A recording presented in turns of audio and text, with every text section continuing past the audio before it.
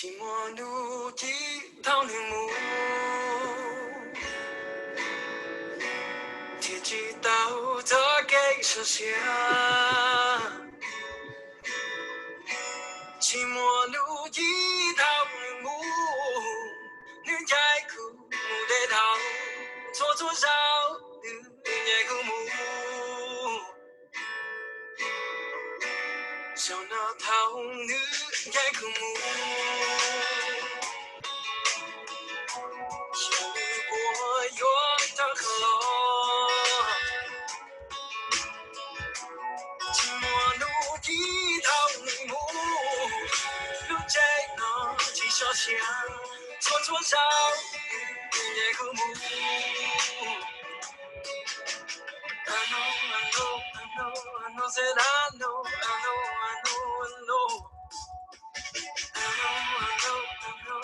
said I know. Hey, I live a young thing alone. Chỉ mua đủ gì thao nữ mù. Mua kèm trong đủ thao nữ. Chỉ mua đủ gì thao nữ. Nữ chạy nó chỉ sợ xe. Xóa xóa rào. Nữ nhảy không mù.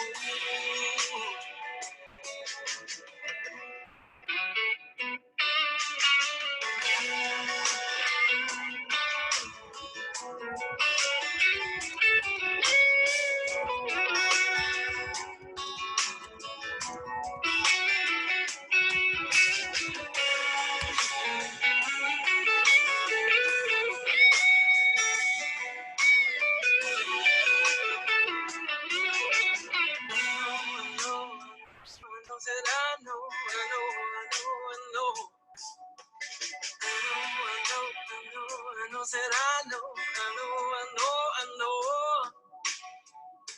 Hey, I leave a young thing alone. Chỉ mua đủ gì thao nữ mù. Mua kèm trong đủ thao nữ. Chỉ mua đủ gì thao nữ. Nữ chạy nó chỉ sợ xe. Chua chua sao. Nhẹ không mù. Anytime she goes away, anytime she goes away,说出少女和母，说出少女和母。Anytime she goes away.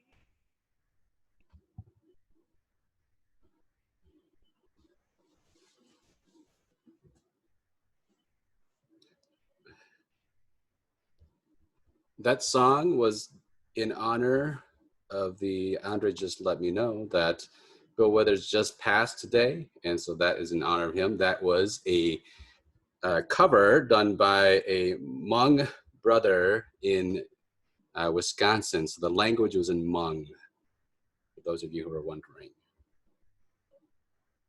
And the guy plays, the artist plays all the instruments and sings, obviously, that you heard on that track. So it was pretty interesting.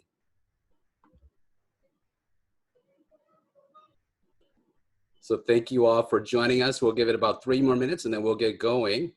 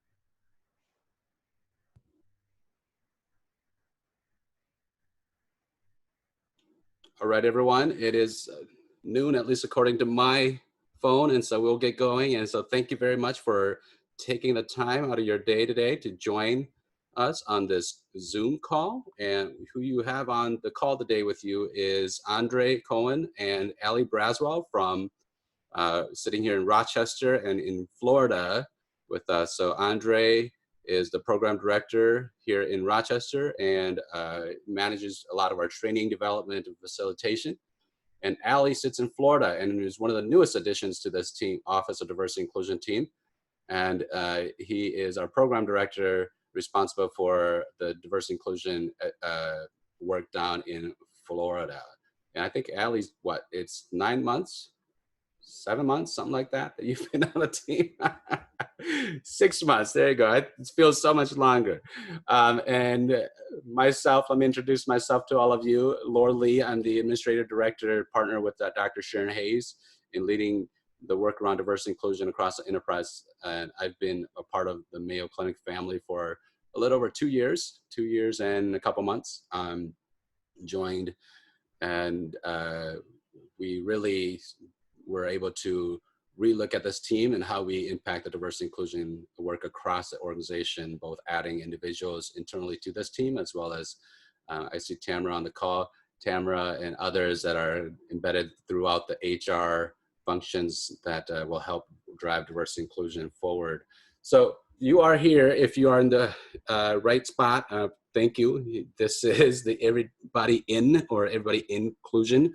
And we wanted to take this time to really start to address stigma and fear. And hopefully you've had the chance to see the communication that came out, or the article that came out yesterday morning on the News Center, that Mayo's perspective on stigma and fear and the impact it has on our Asian Americans colleagues today.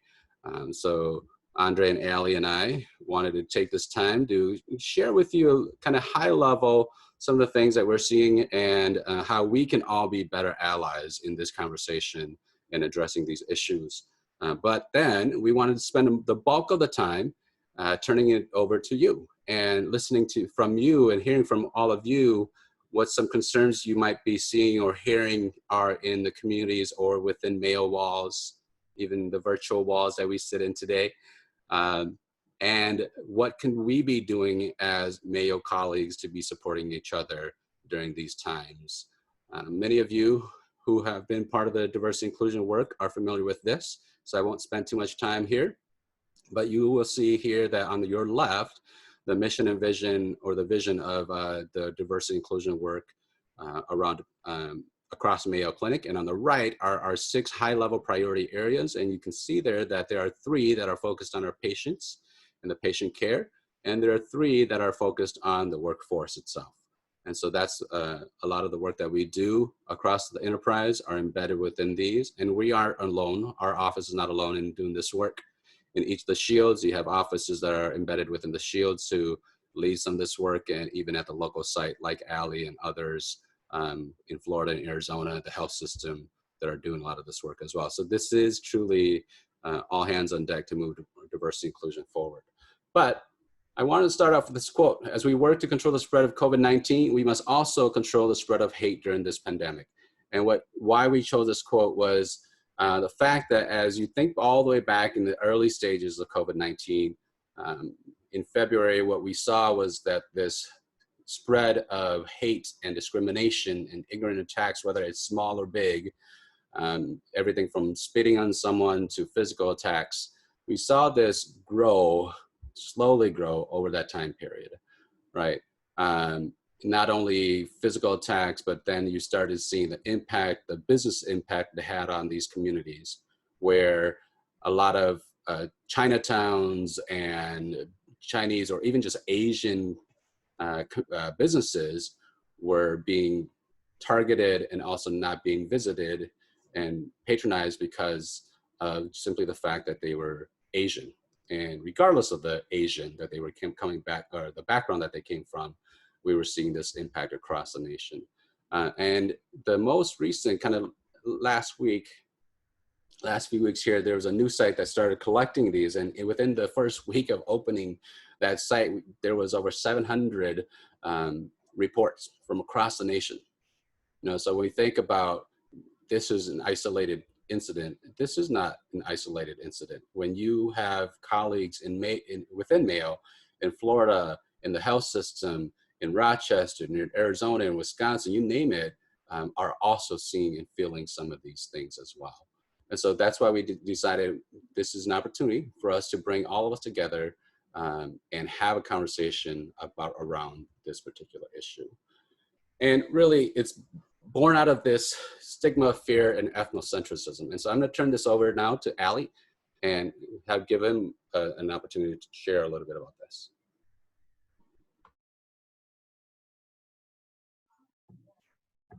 Good afternoon, everyone, and thanks, Lord. Great introduction. And if we can go to the next slide. What we really wanted to talk about was kind of how do we get to the micro assaults that were evidenced in those different headings of those articles that were out there, and how do we then begin to really understand what's going on? And you've heard the term stigma, and stigma really is that negative clutter that you see above this young lady's head. But I love this graphic because sticks and stones may break my bones was something we used to say when I was young, but words will also hurt me. And a lot of times these words or these thoughts are coming from or perpetuated from an uninformed standpoint. No one knows the person in this photo, but we're quick to throw those types of words. And in the case of our Asian colleagues, some of the words that have been uttered or shared in public with someone that you're a friend with behind someone's back, they really do bring about hurt, and they're projected onto someone or something. And that's the stigma action that as we work backwards across the continuum, that it results in the micro assault, but it comes from stigmatizing a group or an individual. Next slide, please. And when we think about that type of hate and how it's thrust upon people, where does it come from? Well, it comes from the oldest and strongest emotion known to man, and that is that term fear. And that's the brain's ability to always want to solve something, to complete it. And in the ambiguity of the absence of an explanation, our brain begins to create a narrative, or people's comments create a narrative. And those negative comments actually drive us towards the stigma that then begins to evidence itself with micro insults, or then it may progress to a micro assault, as you saw in there, to where it's verbalized and it's vocal to the actual physical assault. So fear and ambiguity really are the drivers of the stigma that then we see now that's being evidenced against the Asian community in America right now. With that, I want to transition to Andre, and Andre will take us on down the continuum.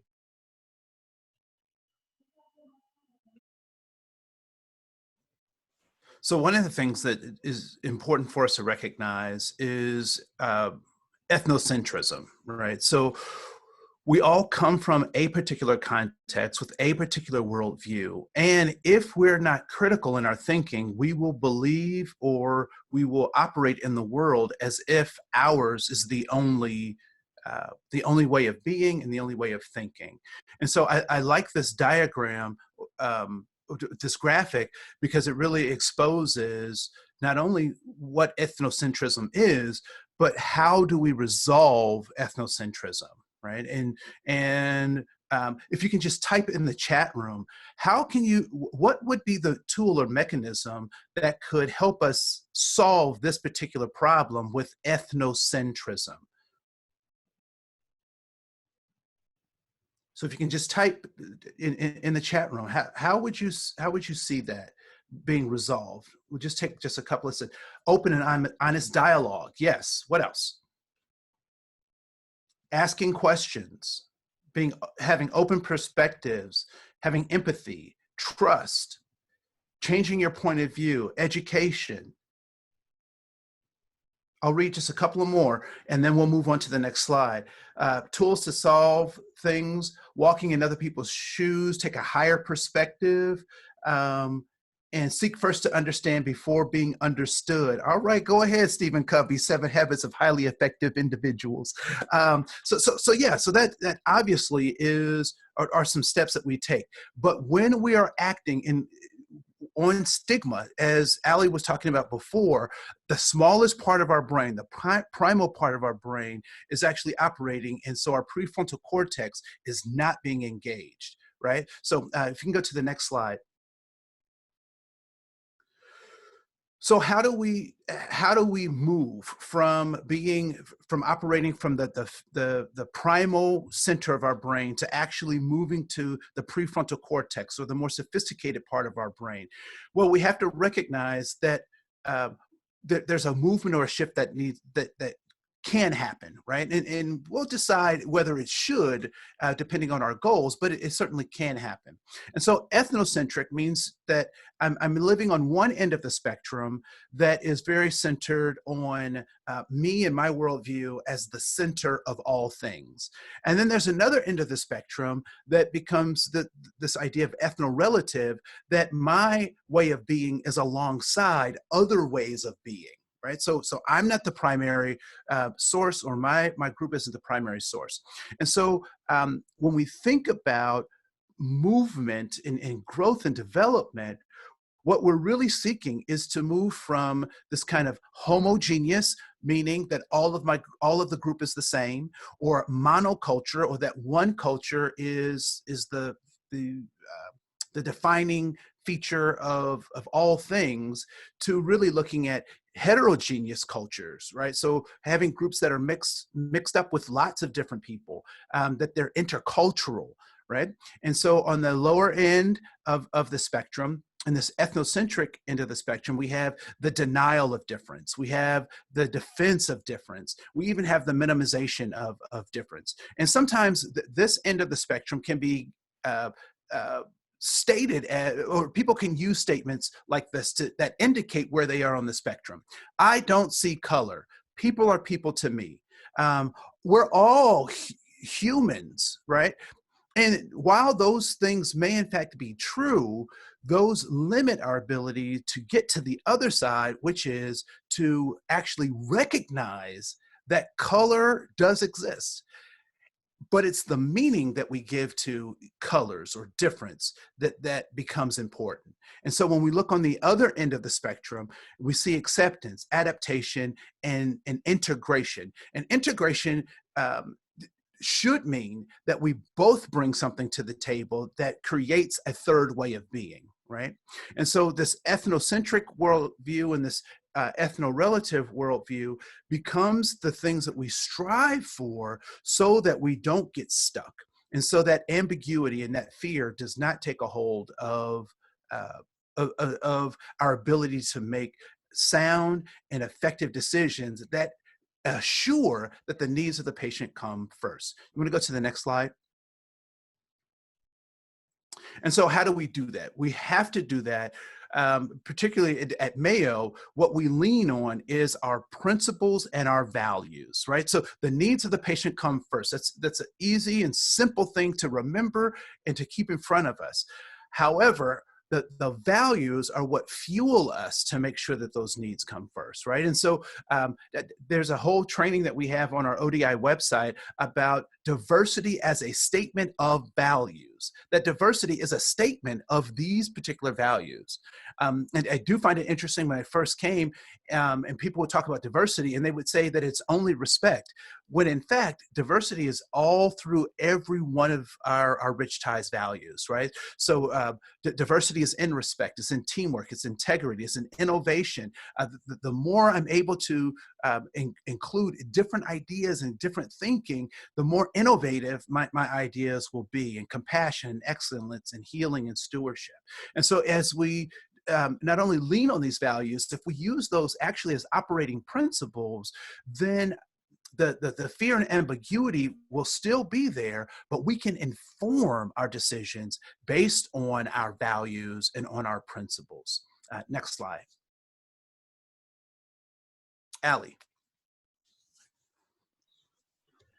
So how do we participate in this, and how do we help others feel more inclusive and a sense of belonging within our group. And how do we overcome these fear and the ambiguity? And as Andrew just walked us through the model of how do we move to being supported? And one of those ways is by being a sponsor. When there are conversations going on about different members of our teams, that's actually engaging in that conversation and sharing the expertise of others. For example, if you're in a conversation, they're saying, well, you know, Ali's new to the team and he comes from a different aspect. I'm sure Laura and Andre have had that conversation, but it's then talking about the qualities that he brings to the table, or it's talking about the value of the experience that he brings to the table. So people begin to see them in a different light rather than as a new person or outsider from the dominant culture. Then they become a part of the culture. The next piece is to be a champion, advocate for members of other underrepresented groups. You know, one of the things that we're doing across the ODI presence is asking people to tell the stories of the interactions they've had that may help them overcome some of their unconscious biases and move them forward in terms of how they view or how they have thought of underrepresented groups that are in our work areas. Lastly, be an upstander. An upstander is really in keeping with just like our safer strategy, where when you hear something, say something. Always speak up if you witness behavior or speech that is degrading or offensive. And then a way of using that and leveraging that to get that back is to leverage our safer strategy. One of the keys to allyship is it's what can an individual do? How do I empower myself to become a part of it and leverage our rich ties values to help it make sense? We need to speak up as it's coming. We need to say things. So if we witness a behavior, particularly some that were referenced in Laura's slides, you know, let's say something about it. Let's share that. And in the event that it is necessary, let's report it. Can we go to the next slide? And it's just as it states right here, the safer communication strategy that comes from our patient and employee model for monitoring behaviors, we can step up. And if it's inappropriate, let's address the behavior head on. Let's focus on our values. If we focus on the Rich Ties values, when I joined the organization, as we stated 6 months ago, that was the underlying foundation that helped me understand the case for diversity and the intentionality and the deliberateness of Mayo to make sure that everyone had a sense of belonging. And when we focus on our values, they help guide our actions. When we're going through this, let's explain expectations. Explain it and make sure that it's clear what I expect of you and what you expect of me and what is expected in our environments. And as I stated, in the event that it's necessary, let's report and document it. Because when we report and document it, then we can engage other resources to help us move past it. Next slide. With that, I want to transition back to Laura and take it away, sir.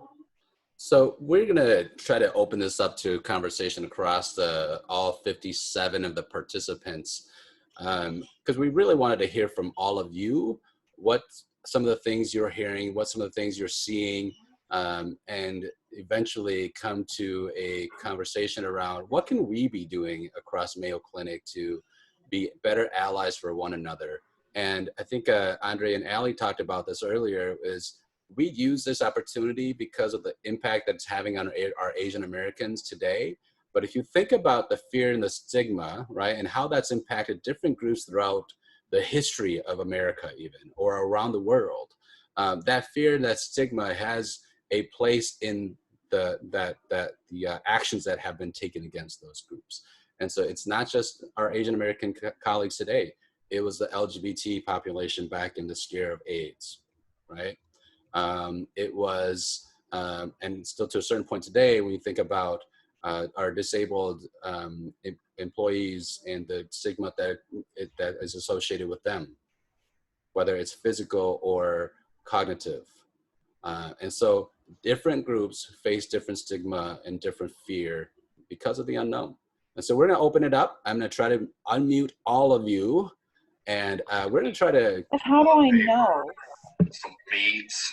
So go ahead and I'm gonna unmute all of you, but go ahead and put yourself back on mute until you are ready to speak.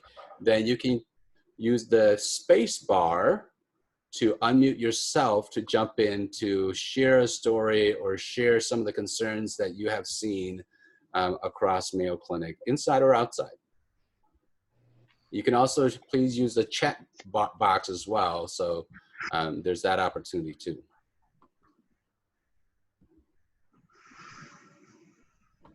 Hi, Laura. This is Tamara. Can you hear me? Yes, we Yes. can. Thank you for joining us. Absolutely. Thanks for sending the information out. And this is great information. It's a relevant topic. As a matter of fact, I was speaking with my mom yesterday. My mom lives in Delaware and she's retired. And so before all this happened, she would go to the gym frequently. And she has a neighbor that they recently retired from New York City. And they moved to Delaware about 6 months ago. And so that's been her gym buddy. And so my mom shared with me yesterday that her gym buddy told her that she was in the grocery store and she was just sort of, talking, and I guess people could hear her talk. And a man said to her in the store, he said, "You're from New York. Why are you here? I thought they locked everyone out from New York to come into other states." And she was like, "Wait a minute, I've lived here for 6 months." And so I didn't think or realize that even something like that could even occur. Even people coming from different areas or may have a distinct accent, and because they're hearing about what's happening in the news in other areas, are now treating people differently from places like New York. So, so my mom shared that with me. I thought that was interesting. I wanted to share with the group.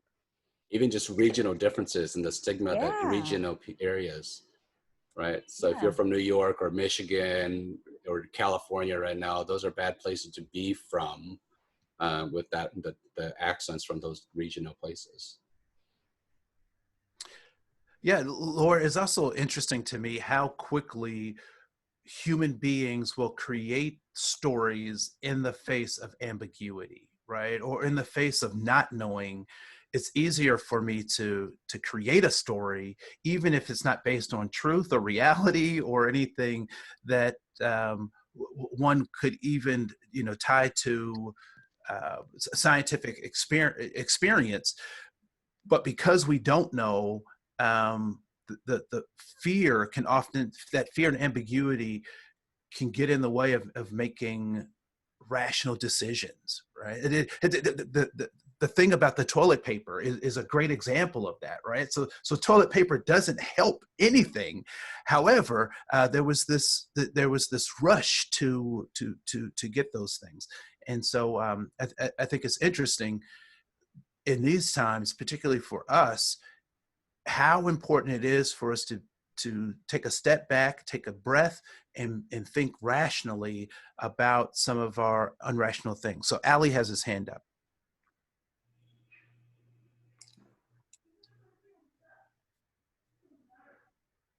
Ma? Ma? Allie, or can you hear us? Ma?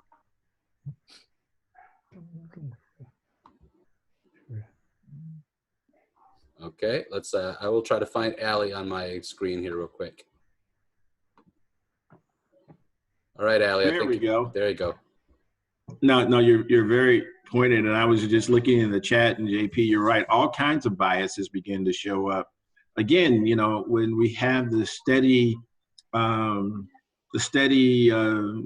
flow of negativity on the television and trying to report on this crisis, people then begin to create, with the lack of information, their own narrative.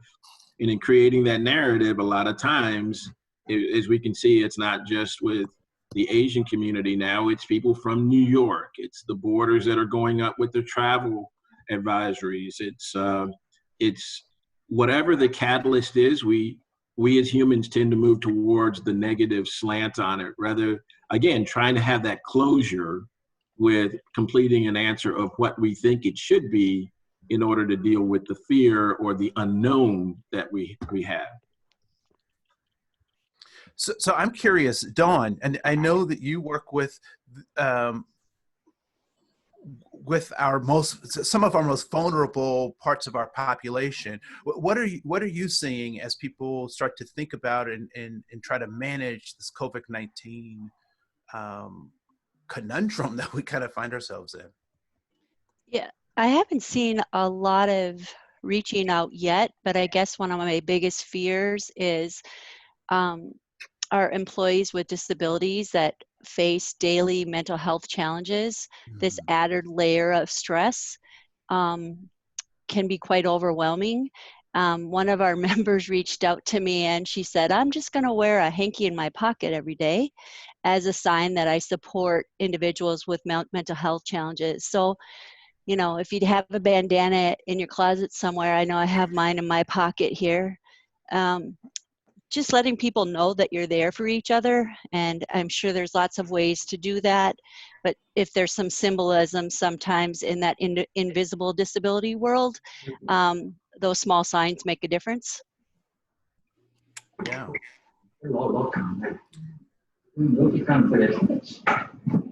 So there was a question in the chat room that's asking about what we think about the future of this virus and whatnot. And I honestly don't want to swim in waters that I'm not qualified to.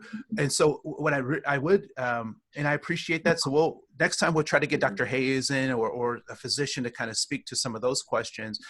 But more importantly, or just as important, I think is how do we treat each other in times of crisis, right? And so what motivates us? Laura, if you could go ahead and mute the whole group, and then we'll have people unmute themselves. Yep.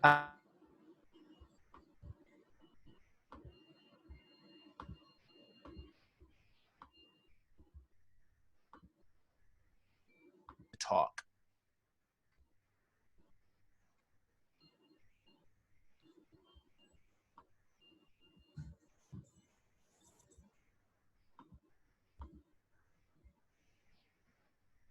So Cynthia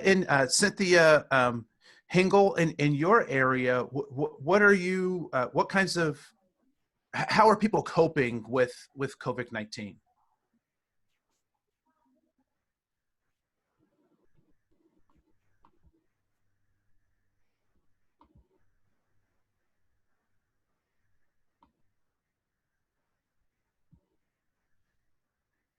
So Cynthia says, I think people are mostly doing okay, but everything's a little bit different. She also says she doesn't have a microphone, so that's fine. That's fine.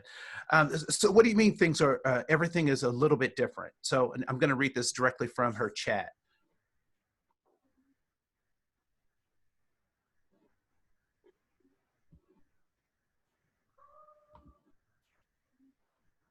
So she's currently typing.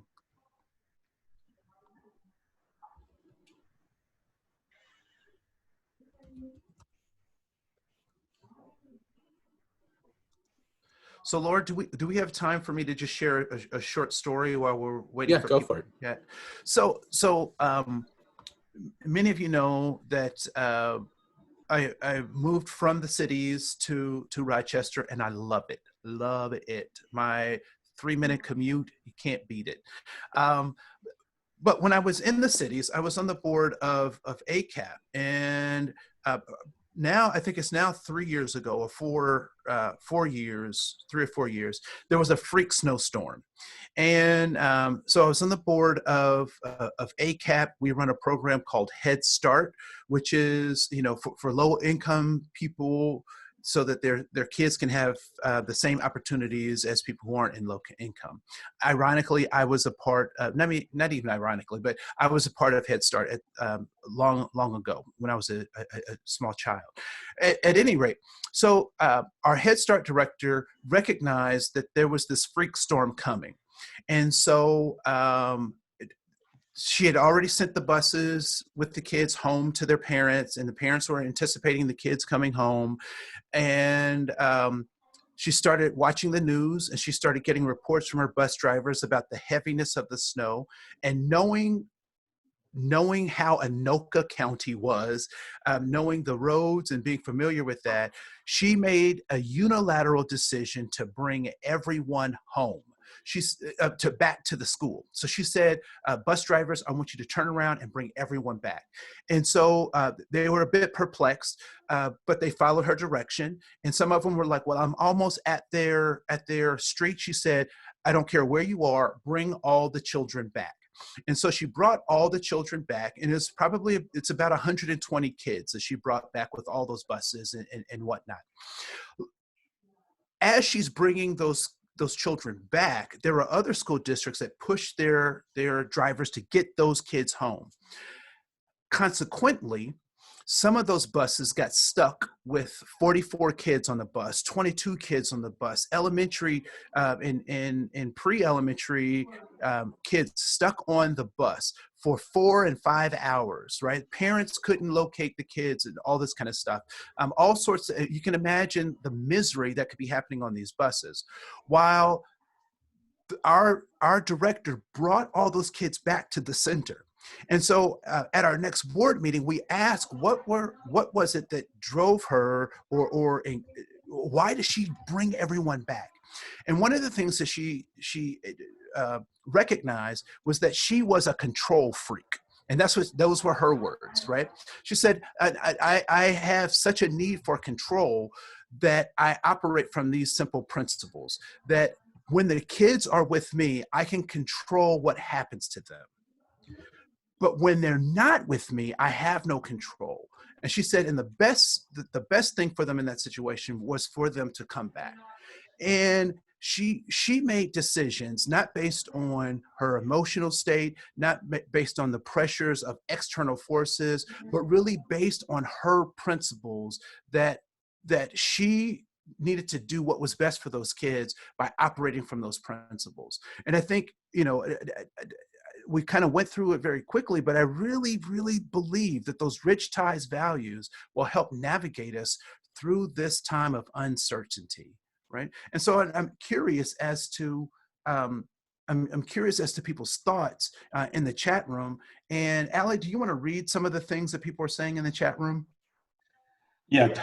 And to Cynthia, thanks for your statement there. Is yes, the distancing has caused a gap. This is something I got a chance to write about, share on LinkedIn and across our Facebook social groups. It is a requirement, and I wish they had used the term differently. Rather than social distancing, they had used the term physical distancing in social environments, because through tools like Zoom, like we are today, we can still stay connected. We can even stay connected with our work groups, with our colleagues from work. But we as human beings need that ability to touch each other and continue to have those conversations. Some of the other things that are out there are, one of the many ways that we can be better allies, coming from Janina, for one another, is by questioning others when we see fear-driven decisions surfacing. Questions like, what evidence do you have to make that statement? When I heard you say, whatever it is, I thought, if those words were directed at you, how would you feel? The hope is that one open-ended question could cause another to pause before speaking in the future. I think that's an excellent thought, Janina, and thanks for sharing that. I think Jowdy wanted to share, and he actually put in chat, but can we unmute him, Laura?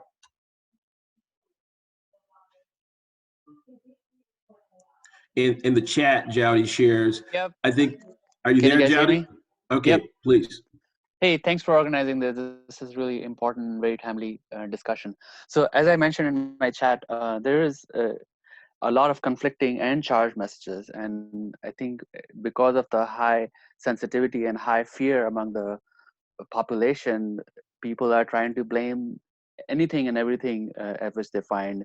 We've heard several elected officials, including the president, call this as a Chinese virus, and social media is flooded with all the slaughterhouse meat markets. But the people don't realize that there are other viruses which originate from other places, like MERS, which was the Middle Eastern, and bird flu, which originated somewhere else. So it's not only just a virus, which is the problem right now, which is to be managed, but also the fear, the epidemic of fear, which needs to be managed.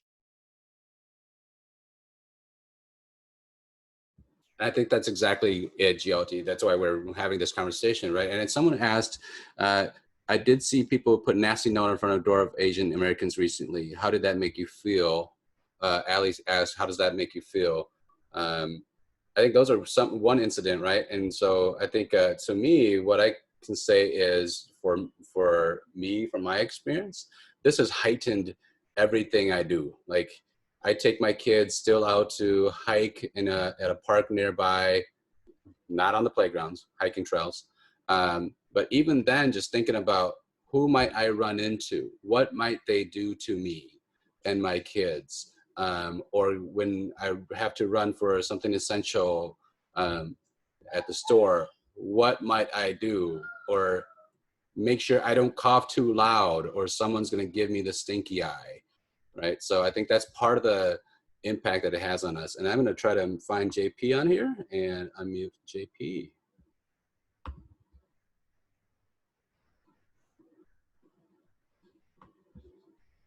Okay. Go ahead, JP. Hear me? Okay, Yep. thank you. Thank you for sharing all the stories you said. So I have been reading all those. I mean, there are different stories. I watching news. I heard all kinds of things going on. So my thought about this, since I have been doing some, moving beyond the bias and some other D&I related topics. In my mind, we as human beings, we all have these biases. So in certain time, we call it's unconscious bias. And then in this I call it a trial time, some unconscious bias surface and show up. And some of them, it's just unavoidable. And because the reason is lack of, I think Andrew can support me in this, lack of a knowledge and the fear. Because really, like someone posted, we really don't know where this virus come from. It come from epicenter, from a certain market or whatever, right? So I do feel this is a great time to use this opportunity to say, okay, how should we address your fear? First of all, how keep people informed. Let people know what is really going on, and also take this opportunity to address some of the, I want to call it unconscious, to address some biases. And this is the way I still feel anytime knowledge is the power. When people are better informed, they know better, they can make better decisions. Thank you. Thank you for that, JP. And if anybody has anything to say, please either raise your hand like Andre just did there, or type something in the chat box, and so that I can see it and I can unmute you, please.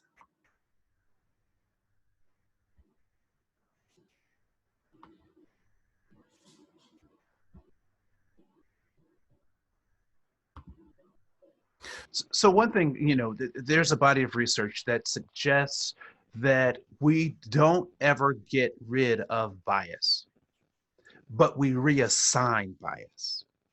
And part of reassigning it requires us to be cognitive of what bias is, and to look for our unconscious bias, because if we're not continually trying to develop those things, they do creep back up, right? So I think it's easy.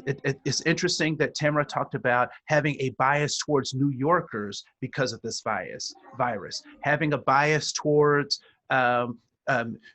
people. We don't even, folks don't even know if someone is from Asia or not, but they look like a stereotype of an Asian person that they've seen in the thing. And so so we have to constantly fight and reassign our biases, right? So how do we do that? We have to engage in a cognitive process to say, I'm getting this information in. Is it possible that this information is tainted or limited? Is it possible that there could be other ways to look at this information? Not to spread disinformation, but to actually try to be more critical in our thinking, because our mind, our gestalt will have us close forms, will have us create stories that may or may not be rooted in something that is helpful for us, right? So I'm done. Yeah, Andrea, just to piggyback on that, I think you're spot on. When we think about unconscious bias, a lot of times we think this is only associated with gender, orientation, race. Unconscious bias could be as simply as I prefer Harvard University over Penn State. But when it does evidence itself within the racial realm, it really does hit home. And everybody thinks that, well, I went to unconscious bias training, or I took it on my learning, and now my unconscious bias has gone away. I think to Andre's point, we carry this baggage, and there are certain triggers that cause us to go back on our life experience. It took a life of building up these unconscious biases. It takes just as much of a lifetime to overcome them. But when we become conscious of them, I'd always asked, and this is an interesting dialogue Andre and I have had, is, so if my unconscious bias is raised to my consciousness and I still continue to practice it, have I moved on into now where it's a conscious bias and now I need to embrace it?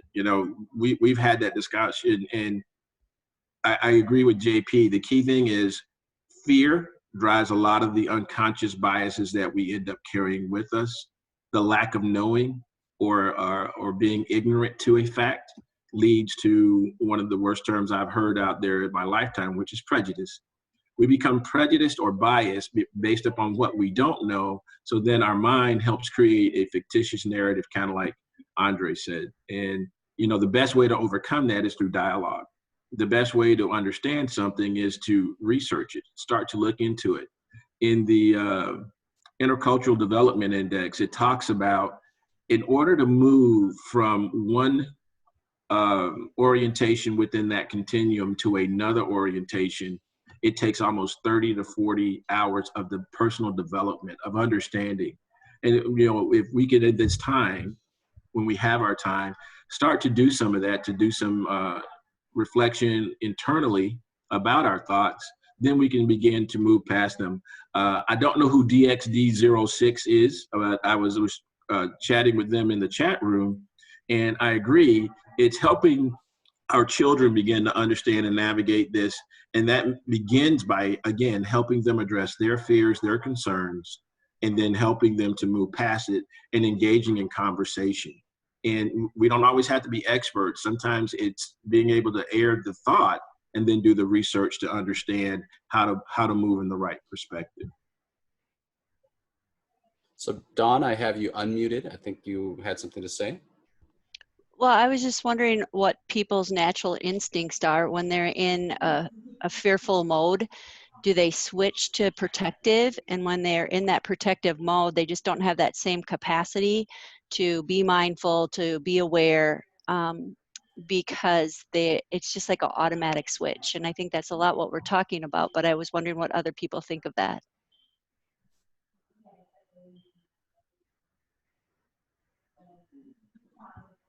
So it looks like Dr. Bagra has typed in the chat box, survival mode is fight or flight, limbic system. So I want to be cognizant of time. We said we'd only hold you till 12:45, and we have 3 minutes left. So what I'd like you to do is this. In the chat box, after hearing people share their experiences, as well as share some of the things that what we can be doing individually, I'd like for you to think about what is one thing you can take away from this conversation today, whether it's big or small, that you can start to do something differently starting tomorrow, so that we can keep advancing diversity and inclusion, whether it's breaking down those biases, having further conversations and deeper conversations, whatever that may be for you. If you can just jot one thing in there, that'd be great. Oh, and looks like Dr. Bagra has her hand up, so I'll call on her real quick. Come on, unmute. Hi, Laura. You're on. Can you hear me? Yes, we can. First of all, huge thanks to you, Andre and Ali, for that excellent conversation. I just wanted to give you all a round of applause and kudos on behalf of everybody for facilitating this fantastic discussion. You gave such a great background on the hijack and the ethnocentric viewpoint. I think we all act in prospect and we learn in retrospect. There were a lot of comments about, where things could have gone wrong, and that's true. I also feel like this conversation is such a fantastic example of creating safe space for growth. And so with that in mind, and if we all kind of truly use our prefrontal cortices, I know there are things our federal government could have done better and we could have done better, but that's what being human is all about. And collectively as a society, with such conversations and truly modeling inclusive leadership, because honestly, in moments of crisis such as these, it is hard and challenging to remain inclusive. And I also want to applaud our own leadership for remaining inclusive in these moments. And much of this is obviously facilitated by our stellar team within ODI. So keeping that spirit alive. And I firmly believe, I don't think there's plenty of research, scientific evidence that we need to work on our brains at all times so we are ready for the times of crises. These are not behaviors that we suddenly start adopting when we are facing crisis. So thank you all once again. I know we are tight on time. I'll keep it brief. Thank you for those comments, ma'am. So I see a lot of conversation going on in the chat box. We'll keep it going on for a little bit here, but I want to thank all of you for taking the time out of your busy days here to join us for the last 45 minutes and joining us in conversation and sharing your perspectives, whether it's audio or through the chat box. And we will, this is our first run, so trial and error, and hopefully next time we can have this polished up better. But please, in the meantime, send us an email, whether it's individually to one of us or to the ODI mailbox, as far as thoughts of what we can be doing better or differently to address diversity and inclusion during these times. And we'll hopefully see you again next week. Andre or Ali, anything you want to say? Just be blessed and take care of yourselves. Practice safe distancing and continue to be socially connected. Reach out. I love what's popping up in the chat. Reach out, contact someone you haven't heard from, and just say hello. Just stay in touch. And until next week, we just wish you to be very safe. And don't forget to wash your hands. I'd love to hear some great wash your hands songs or ideas on our next chat. And don't forget to be kind to yourself as well as be kind to others. I'm Andre. Thank you. Thank you, everyone. Have a great rest of your day.